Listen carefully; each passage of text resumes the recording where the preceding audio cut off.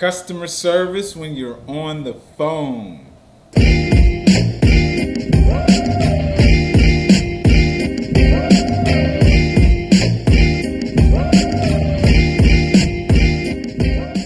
Hey, welcome. Demetrius Sullivan here, where I come and share with you my experiences in sales, web development, and entrepreneurship. Here's some customer service tips I learned I want to share with you when you're on the phone with people. So let's get right into it. Tip number 1, tone. When someone calls your company, I think you should always answer the phone enthusiastically.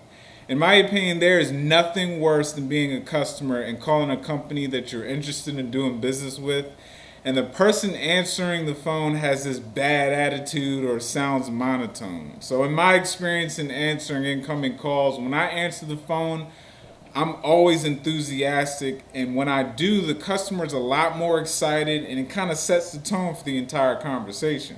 Now, when I answer the phone monotone or not excited, then the customer reflects that same tone, and it's harder for them to be convinced to use my service, and it makes the conversation kind of boring. 2, respect. I believe it's a lost art in this day and age to respect the customer and show appreciation for their call. When I'm on the phone with a potential customer, I always address them by their name and answer yes and no questions with yes sir, no sir, yes ma'am, no ma'am.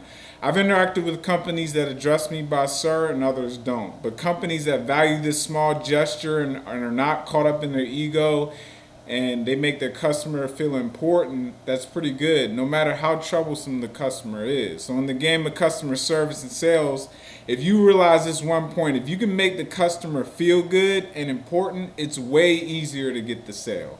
3, over talking. When you're on the phone with a client and they're talking, do not talk over them just to get your point across. Always let the client finish what they're saying before you make your point. If you consider yourself a person that likes to talk a lot, then you have to make sure that that potential customer is doing most of the talking, because if you want to collect as much data as you can on why they need your service and exactly what they want to do. I made this mistake in the past of talking over clients when I needed to clarify something about myself or my company.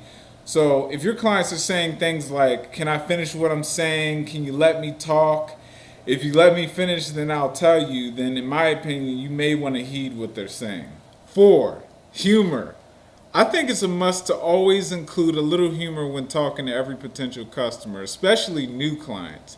Humor does not include making fun of your client when you're on the phone or your coworkers. Humor also does not include anything involving religion, sex, or race, but I think you get my point.